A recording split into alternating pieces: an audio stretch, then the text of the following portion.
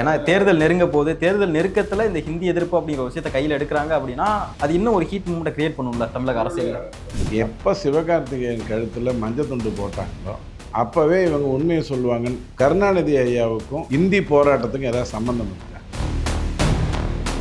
5 வருடம் அண்ணாதுரை ஐயா அதிகமாக உயிர் வாழ்ந்திருந்தால் கருணாநிதியின் ஒருத்தர் அரசியலில் இருந்திருக்கவே மாட்டார். ஸோ இந்தி திணிப்புக்கும் இந்தி போராட்டத்துக்கும் கருணாநிதி ஐயாவுக்கும் சம்பந்தம் இல்லை. சிவகார்த்திகேயன் மஞ்சள் துண்டு போட்டிருக்காருன்னா அப்புறம் நீங்கள் அந்த படத்தில் என்ன வரலாற்றை நேர்மையாக சொல்லியிருக்க போறீங்க? அயோக்கியத்தனங்களுடைய உச்சகட்டங்கள் இவங்கள மாதிரி திணிக்கிறதுக்கு யாருமே கிடையாது. ஜனநாயகத்திலிருந்து ப்ரொடியூசர்ஸ் பண்ண தப்பு ஒன்றே ஒன்று தான், அவசரப்பட்டு கோர்ட்டுக்கு போனாங்க. திமுக மாதிரி கட்டமைப்புகளை ஏற்படுத்தி கன்ஃபியூஸ் பண்ணுறதுக்கு உலகத்திலேயே யாரும் கிடையாது. அயோக்கியத்தனத்தினுடைய உச்சகட்டம்னு ஏதாவது பேசுகிறது வந்து ஒரு யூனிவர்சிட்டி ஓப்பன் பண்ணிங்கன்னா, அந்த காலத்தில் இந்தி எப்படி திணிச்சாங்க தெரியுமா அப்படின்னா, திணிச்ச 2 பேர் யார்? காங்கிரஸும், திணிப்பில் நாடகம் போட்டது திமுகவும். ஸோ பராசக்தி மாதிரி ஒரு படத்தில் இந்தி திணிப்பு நடந்தது அப்படின்னு சொன்னால் இங்கே இருக்கிறவங்க என்ன கேட்பாங்கன்னா, ஏப்பா அரசு பள்ளி மாணவர்களுக்கு மட்டும்தான் இந்தி திணிக்க போகுதா? இப்போ இதுக்கு ஒரு படம் எடுத்து எங்கள் தாத்தா எப்படி கத்தி சுற்றினார் தெரியுமான்னு காட்டினீங்கன்னா யாரால பாதிக்கப்பட்டது? காங்கிரஸால தானே. கூட்டணியில் யார் இருக்காங்க? காங்கிரஸ் தானே இருக்காரு. ராகுல் காந்தியை சொல்ல சொல்லுங்க.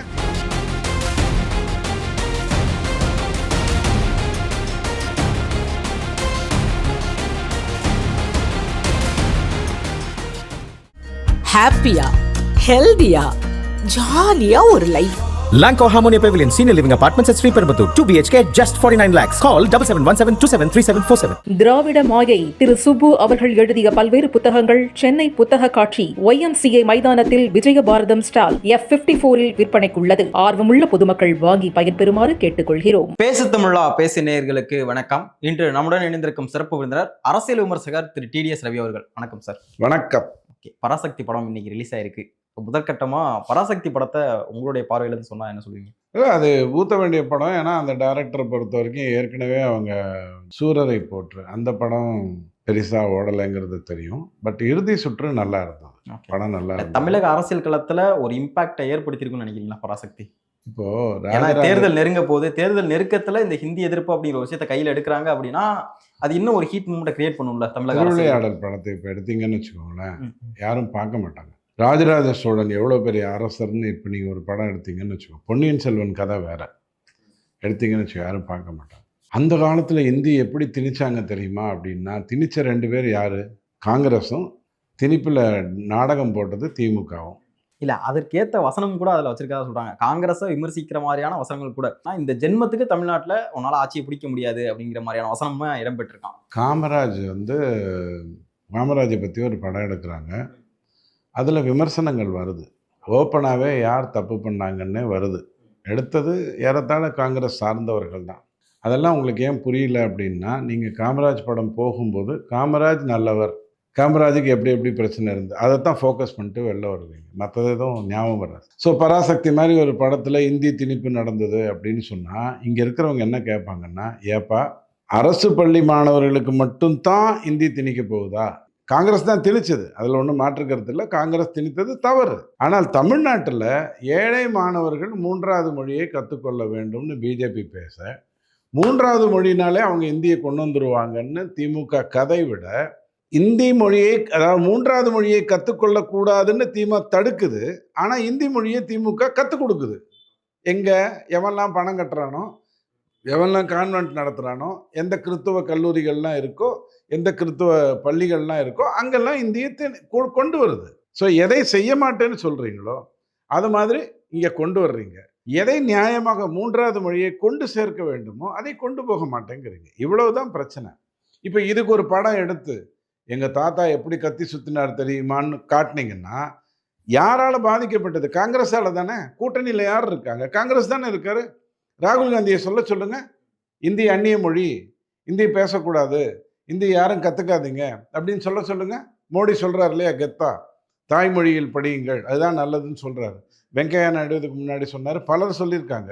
அந்த மாதிரி ராகுல் காந்தியை சொல்லுங்க. ஹிந்திக்கு எதிர்ப்புக்கான ஒரு படம் வருது அப்படின்னா அரசு சார்ந்த தவறுகள், நிர்வாக தவறுகள் எல்லாமே மறைக்கப்பட்டு இது மட்டும் தானே விவாத பொருளா இருக்கும். ஸோ சரியான டயத்துல சரியா அந்த ஸ்ட்ராட்டஜி யூஸ் பண்றாங்கன்னு நினைக்கிறேன். எப்போ சிவகார்த்திகேயன் கழுத்தில் மஞ்சள் துண்டு போட்டாங்களோ அப்போவே இவங்க உண்மையை சொல்லுவாங்கன்னு. கருணாநிதி ஐயாவுக்கும் இந்தி போராட்டத்துக்கும் ஏதாவது சம்மந்தம் இருக்கா? நீங்கள் தயவு செஞ்சு வரலாறை ஒழுங்காக படிச்சிங்க அப்படின்னு சொன்னால், உண்மையான வரலாறு படிச்சிங்கன்னா, இன்னும் சொல்கிறேன், ஐம்பெரும் தலைவர்களில் ஒருவர் திமுக கருணாநிதி இல்லை. இது எங்களுக்கு தெரியுமா? உங்கள் எல்லாருக்கும் தெரியுமா?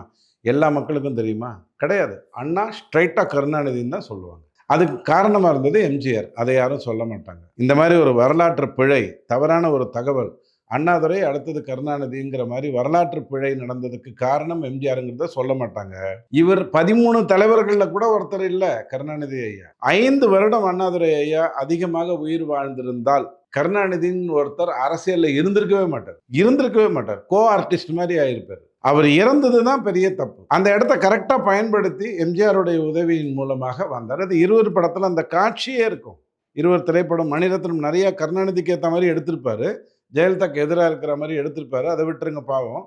ஆனால் அந்த காட்சியில் தெளிவாக சொல்லுவாங்க.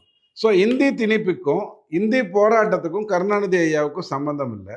சிவகார்த்திகேயன் மஞ்சள் துண்டு போட்டிருக்காருன்னா அப்புறம் நீங்கள் அந்த படத்தில் என்ன வரலாற்றை நேர்மையாக சொல்லியிருக்க போறீங்க? மொழிப்போர் தியாகிகளை பற்றி பேசியிருக்க போறீங்களா? அவங்கள யாராவது பேர் வைத்திருக்க போறீங்களா?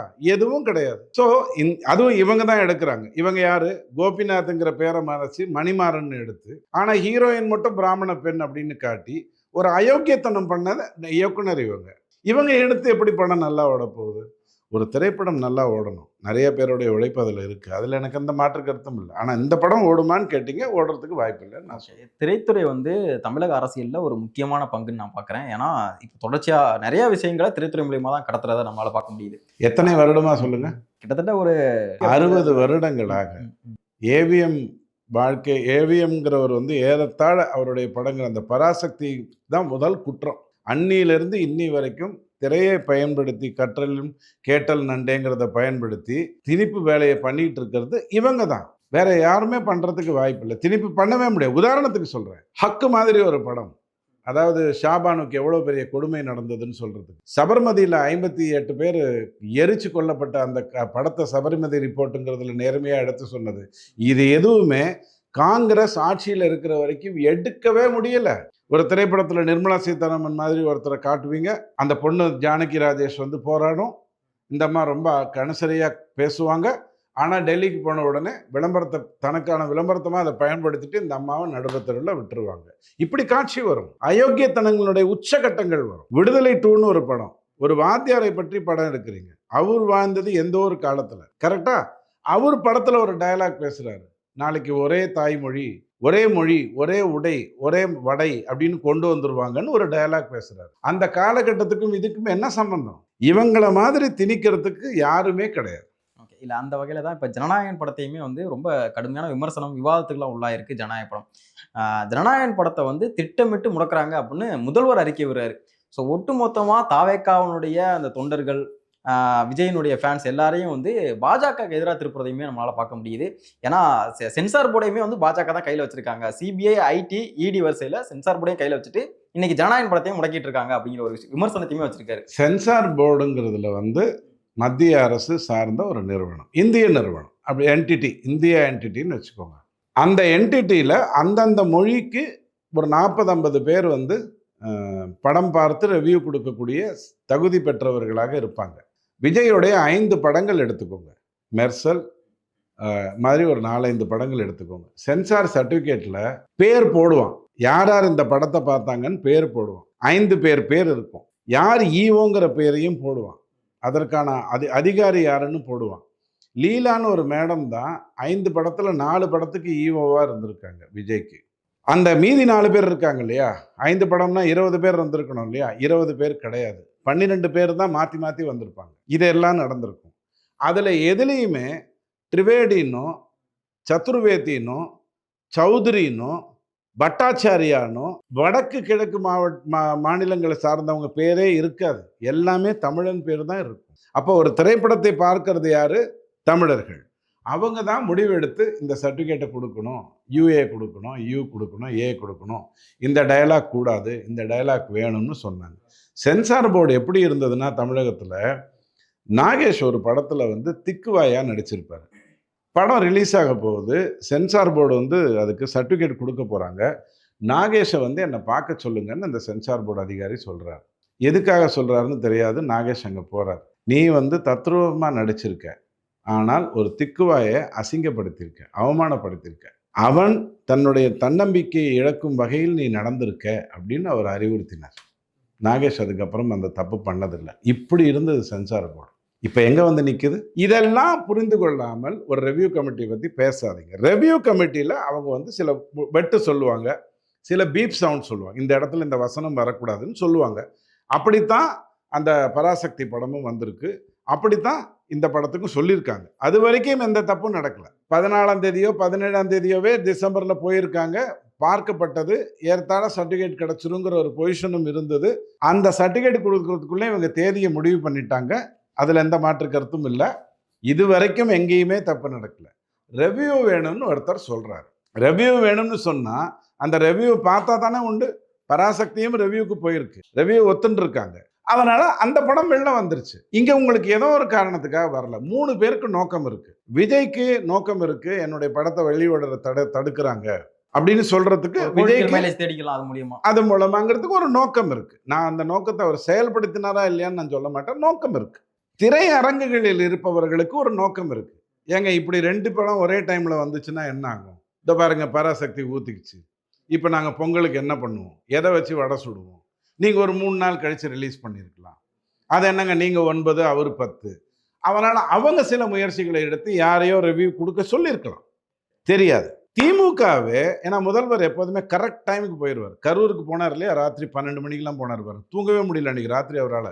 ஐயோ கள்ளக்குறிச்சியில் 62 பேர் செத்து போயிட்டாங்களே, அவங்களுக்கு 27 லட்சம் கொடுத்து சமாளிச்சிருவோன்ட்டு தூங்கிட்டார். மோசமான சம்பவங்கள் நடக்கும்போதெல்லாம் பாவம் எதையாவது பண்ணிட்டு தூங்கிடுவார்.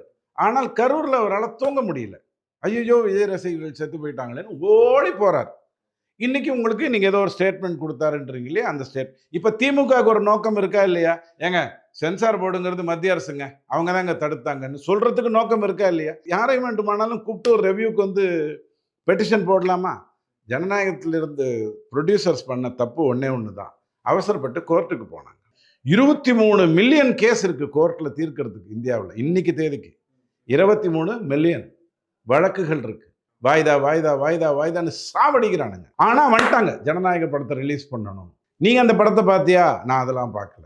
அப்புறம் ஏன் ரிலீஸ் பண்ண சொல்கிறேன்? யூஏ கொடுத்து ரிலீஸ் பண்ணு. யூஏ கொடுத்து ரிலீஸ் பண்ணா என்ன வேணாலும் பண்ணிடலாமா? இது என்ன நியாயம்? உதாரணத்துக்கு, மாப்பிள்ளை சரியில்லை, அவரை பற்றி ஒரு தகவல் வந்திருக்கு, நாங்கள் பார்த்துட்டு கல்யாணத்தை அடுத்த முகூர்த்தத்தில் வச்சுக்கலான்னு நான் சொல்கிறேன். நீங்கள் சொல்கிறீங்க அப்போ ஏன் நிச்சயதார்த்தத்துக்கு வந்தேன்றீங்க. யோ இப்போத்தையா தகவல் கிடச்சிச்சு, பார்த்துட்டு சொல்கிறோம். இல்லை அந்த பொண்ணுக்கு எப்படி கல்யாணம் ஆகுங்க? யோ கல்யாணம் முக்கியம் இல்லையா, வாழ்க்கை தாயா முக்கியம், தவறான கருத்து இருக்குன்னு சொல்லியிருக்காங்க, ரெவ்யூ பண்ணுறோம். ரெவ்யூவில் வெளில வருமா வராதா? இவன் தப்பு பண்ணால் இந்த பிரச்சனைகள் தவறாக வந்திருக்குங்கிறது ரெவ்யூவில் வருமா வராதா? ரெவ்யூவில் சப்போஸ் ஊத்தலாக இருந்ததுன்னு வச்சுக்கோங்க. இப்போ திருப்பரங்குன்றதுக்கு இவங்க பண்ணாங்கல்ல, கோர்ட்டில் போய் முருகருக்குங்க 2 பொண்டாட்டிங்க, அவன் போய் முருகருக்குங்க அப்படின்னு இந்த மாதிரி லூசுத்தனமாக வாதாடுறானுங்க. நாளைக்கு இதே மாதிரி அந்த ரெவ்யூ கொடுத்தவர் தவறான ஒரு வாதத்தை எடுத்து வச்சாருன்னு வச்சுக்கோங்க, அப்போ நீங்கள் சொல்லலாம். நீங்கள் பேசும்போது கூட குறிப்பிட்டீங்க இந்த திருப்பரங்குன்ற விவகாரம். திருப்பரங்குன்றத்தினுடைய அந்த நீதிமன்ற அவமதிப்பு வழக்கு, அந்த வழக்கு வந்து நேற்று கோர்ட்டில் வழக்கு வந்து வருது நீதிமன்றத்தில். ஸோ நீதிபதி என்ன குறிப்பிட்றாருன்னா, அதாவது கோவிலுக்கு சொந்தமான இடம் அந்த கள்ளத்தி மரம், அந்த கள்ளத்தி மரத்தில் எப்படி தர்கா தரப்பினர் வந்து கொடியேற்றுவாங்க அப்படிங்கிற ஒரு விஷயத்த கேள்வி எழுப்பியிருக்காங்க. ஸோ தொடர்ச்சியாக இங்கே திமுக அரசு வந்து ஒரு சாராராக நடக்கிறத பார்க்குறீங்க. 1931 பிரிட்டிஷ் காலத்தில் இருக்கக்கூடிய தீர்ப்பு 2வது முறையாக கொடுக்கப்பட்டது. அந்த மலை முருகருக்கானதுன்னு சொல்லிட்டாங்க. ஸோ அதுக்கப்புறம் அங்கே தர்கா வந்திருந்தாலும் அது தர்கா இருக்கிற ஒரு இடம், அங்கே ஒரு பிரியாணி ஹோட்டல் வந்திருந்தாலும் பிரியாணி இருக்கக்கூடிய ஒரு இடம், அங்கே ஒரு சலூன் வந்திருந்ததுன்னா அது சலூன் இருக்கக்கூடிய இடம், மலை முருகர் மலை தான். அப்படித்தான் தீர்ப்பு இருக்குது. நடுவில் சில தீர்ப்புகள் வந்ததுன்னு இந்த தொலைக்காட்சியில் பேசக்கூடிய சில நெறியாளர்கள் உங்களை குழப்புவாங்க. அது எப்படின்னா, காம்பவுண்ட் வால் கட்டிக்கிறேன்னு இவங்க போவாங்க, நீ எதுவுமே கட்டக்கூடாதுன்னு இவன் சொல்லுவான். யார்? நம்ம கோவிலை சார்ந்தவன் சொல்லுவான். கோர்ட்டுக்கு போவாங்க. ஏங்க காம்பவுண்ட் வால் தானங்க கட்டுறாங்க, அதில் என்னங்க தப்பு இருக்குன்னு கோர்ட்டு சொல்லும். பார்த்தியா நீதிமன்றம் வென்றதுன்னுவான். இது தேவையில்லாத ஒரு டிஸ்கஷன். இந்த மாதிரி 1-2 தீர்ப்பு அந்த தர்காவை சார்ந்து வந்திருக்கு. எது எப்படி இருந்தாலும் நீங்களும் நானும் பேசி 5 பைசாக்கு பிரயோஜனம் இல்லை. நம்ம சுவாமிநாதன் ஐயாவுக்கு இம்பீச்மெண்ட் கொண்டு வந்ததாக நாளைக்கு வரலாறு சொல்ல போகுது. இந்தியாவில் இம்பீச்மெண்ட் யார் யார் பேரில் வந்ததுன்னு கேட்டிங்கன்னா, கர்ணன் ஒரு அற்புதமான யோகியமான ஒரு அற்புதமான ஒரு நீதிபதி. ஆனால் ஒரு 130 கோடி வச்சுட்டு இருந்த நீதிபதி பற்றி ஒரு வழக்கம் வராது, பேச்சே வராது. சுவாமிநாதன் ஐயா பேர் வரும். இதே சாதிச்சிட்டானுங்க திமுகல இருந்து. அந்த மலை சார்ந்த மக்கள் இஸ்லாத் சகோதரர்கள் இதை ஒரு பிரச்சனையாவே பார்க்கல. ஆனால் மற்ற இஸ்லாத் சகோதரர்களுக்கு, குறிப்பாக இஸ்லாத் இளைஞர்களுக்கு, பார்த்தியா உனக்கு ஒரு பிரச்சனை வரும்போது நான் தான் சால்வ் பண்ணேன்னு மனசில் ஆழமாக பதிய வச்சுட்டாங்க. நீங்கள் இதையெல்லாம் ஒன்றும் பண்ண முடியாது. விரட்டி அடிச்சிச்சு 2 சீட்டு கூட கொடுக்காம சரியான வகையில் தேர்தலை நடத்துனீங்கன்னா வாய்ப்பு இருக்கு. இதுக்கு அடுத்தபடியாக பார்த்தோம்னா திமுக அமைச்சர்களை மிக சுவாமிநாதனை பற்றி ஒரு கேவலமான புத்தகம் எழுதி அதையும் வெளியிட்டிருக்க. நல்ல வேளை முதல்வர் வெளியிடல, அதை தடை செஞ்சிருக்காங்கன்னு நினைக்கிறேன். கீழே காட்டுற பதிப்பகம். ஐயோ, முதல்வர் நானே வெளியிடுறேன், அப்பதான் வாஷிங்டன் போஸ்ட்ல போடுவான் அப்படின்னு சொல்லி ஒரு முடிவு பண்ணியிருப்பாரு. இல்லைங்க வேணாம், ரொம்ப சிக்கலாக இருக்குது, ஒரு 7 பேர் மேலே குறி வச்சிருக்காங்களாமான்னு உடனே அடக்கி விட்டுட்டு உட்காந்துருப்பார். வேற ஒன்றும் இல்லை. திமுகலேயே மிக முக்கியமான அமைச்சர், மூத்த அமைச்சர் கூட சொல்லலாம், கே.ஏ. நேரு அவர்களுடைய அந்த விவகாரம் ரொம்ப சூடுபிடிக்க தொடங்கியிருக்கதா பார்க்க முடியுது.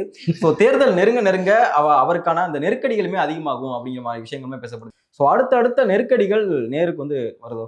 திமுக மாதிரி கட்டமைப்புகளை ஏற்படுத்தி கன்ஃபியூஸ் பண்ணுறதுக்கு உலகத்திலேயே யாரும் கிடையாது. அயோக்கியத்தனத்தினுடைய உச்சகட்டம்னு ஏதாவது பேசுகிறது ஒரு யூனிவர்சிட்டி ஓப்பன் பண்ணிங்கன்னா, ஹவு டு ஹேண்டில் அயோக்கியத்தனம் அப்படின்னு பண்ணிங்கன்னா நம்மளால தான் வைப்பாங்க.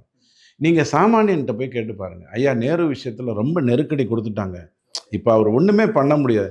இல்லைங்க, அவங்க தான் நிர்மலா சீதாராமன் நம்ம பார்த்துட்டு வந்தாருன்றவாங்க. அப்படித்தான் சொல்லுவோம். அதைத்தான் ஆழமாக பார்த்து. ஏன் இது நெருக்கடின்னு சொல்கிறேன்னா, ஏற்கனவே பார்த்தோம்னா மேற்கு வங்கத்தில் ஆளுங்கட்சிக்கு சொந்தமான அந்த ஐபாக் நிறுவனத்தில் இடி ரைடு நடத்துறாங்க. இங்கே பார்த்தோம்னா நேருக்கு ஒரு நெருக்கடி மாதிரியான விவகாரங்கள் தொடர்ந்து வந்துகிட்டு இருக்கு. ஸோ இதான் சம்பந்தம் இல்லை. நல்லா அதாவது பாஜக ஆளாத மாநிலங்களில் மட்டும் அந்த அவங்களுக்கு எதிர்கட்சியா இருக்கக்கூடிய நபர்களுக்கு தொடர்ச்சியா நெருக்கடி கொடுக்குறாங்க அமலாக்கத்துறை அப்படிங்கிற ஒரு விவாதம் எழுது. இப்போ ஒரு கல்லூரியில நீங்க படிக்கிறீங்க, உங்களுக்கு ஒரு 4-5 பெண் நண்பர்கள் இருப்பாங்க. அந்த கல்லூரியில ஒரு 100, 200, 300 பெண் மாணவிகள் இருப்பாங்க. நீங்க எதை பற்றி கவலைப்படுவீங்கன்னா, அந்த 4 பேருக்கு ஏதாவது ஆச்சுன்னா தான் நீங்க பேசிட்டு இருப்பீங்க. அங்க இருக்கக்கூடிய 100 பேருக்குமே அது நடக்கலாம், யதார்த்தமாக நடந்து கொண்டிருக்கலாம். நல்லா புரிஞ்சுக்கோங்க. ஸோ இடியோட ரைடு ஐபேக் கிட்ட போறதுக்கு பிரசாந்த் கிஷோருக்கும் ஐபேக்குக்கும் நேரடி சம்பந்தம் இல்லைன்னு அவர் பல முறை சொல்லியிருக்காரா? ஐபேக்கில் ஏதாவது தவறு நடந்திருந்ததுன்னா அதை போய் பார்க்குற வேலையை இவங்க பார்ப்பாங்களா? ஐபேக்கை விலைக்கு வாங்கக்கூடிய அளவுக்கு மமதாவுக்கும் திமுகவுக்கும் நல்லா தெரியும். இல்லைனாலும் ஆதவ் அர்ஜுனா வச்சுக்கிட்டு எதையாவது பண்ணி முடிச்சு விட்டுருவாங்களா? ஸோ இது எல்லாமே நடக்கின்ற ஒரு விஷயம். நேருங்கிறவரை வெறும் அமைச்சர்னு நீங்கள் சொன்னதை நான் வன்மையாக கண்டிக்கிறேன். குருடியில் மன்னர் அவர் போய் என்னெல்லாம் செய்யணுமோ அதை செஞ்சு முடிச்சுட்டு நிம்மதியாக உட்காந்துருக்காரு. அதுக்கப்புறம் குற்றப்பத்திரிகை தாக்கல் பண்ணுறதை பற்றி விவாதிச்சுட்டு இருக்காங்க. இதுக்கப்புறம் ஒரு இடி ரைடு நடக்க போகுது, அதில் அவர் சிக்க போகிறாருன்னு நீங்கள் நினைக்கிறதுக்கு பதிலாக தயவு செஞ்சு ஒன்று சொல்கிறேன், கொசுவை விரட்டுறதுக்கு நாம் வலைக்குள்ளே போயிடணும். அதுதான் பெஸ்ட்டு. அதை உட்காந்து பேட்டை வச்சு அடிக்கிறேன், கற்பூரத்தை வச்சு அனுப்புகிறேங்கெல்லாம் கவலைப்படக்கூடாது. இந்த மாதிரி கொசுக்களெல்லாம் தூக்கி போட்டுட்டு நாம் பாதுகாப்பான ஒரு தமிழ்நாட்டுக்கு ஏற்ற மாதிரி ஓட்டு போடணும். ஓகே சார், இதுவரை எங்களோட தங்கள் கருத்துக்கள் ரொம்ப நன்றி சார். உலக தமிழ் சொந்தங்களுக்கு வணக்கம். நான் ராஜவேல் நாகராஜன். பேசு தமிழா பேசு வலையொலியுடைய வளர்ச்சிக்கு நீங்களும் உறுதுணையாக இருக்கணும்னு நினச்சிங்கன்னா இந்த வீடியோடைய டிஸ்கிரிப்ஷனில் இருக்கக்கூடிய ரேசர் பே லிங்கை கிளிக் பண்ணுங்கள். அந்த லிங்க்கில் போயிட்டு உங்களுக்கு விருப்பமான தொகையை பேசு தமிழா பேசுவனுடைய வளர்ச்சிக்கு உங்களுடைய பங்களிப்பாக நீங்கள் கொடுக்கலாம்.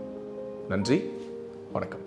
பேசு தமிழா பேசு சேனலுக்கு ஆதரவு தந்து கொண்டிருக்கக்கூடிய பார்வையாளர்களுக்கு வணக்கம். அரசியல் ஆன்மீகம்னு மட்டும் இல்லாம இப்போ ஹெல்த்லயும் நம்ம வந்தாச்சு. ஹெல்த் சம்பந்தமான பிரச்சனைகளுக்கும் ஹெல்த் டிப்ஸுக்கும் ஹெல்த் கேருக்கும் இல்ல ஹெல்த் பத்தி ஏதாவது தெரிஞ்சுக்கணும் அப்படின்னு நினைச்சீங்கன்னா ஹெல்த் குரு சேனல் கண்டிப்பா உங்களுக்கு யூஸ்ஃபுல்லா இருக்கும். பேசு தமிழா பேசு சேனலுக்கு கொடுக்கக்கூடிய இதே சப்போர்ட்டை ஹெல்த் குரு யூடியூப் சேனலுக்கும் கொடுத்து அந்த சேனலை சப்ஸ்கிரைப் பண்ணி உங்க நண்பர்களுக்கு ஷேர் பண்ணும்படி கேட்டுக்கிறோம். நம்ம ஹெல்த் குரு சேனலோட லிங்கை டிஸ்கிரிப்ஷன்ல தரோம், மறக்காம செக் பண்ணி பாருங்க.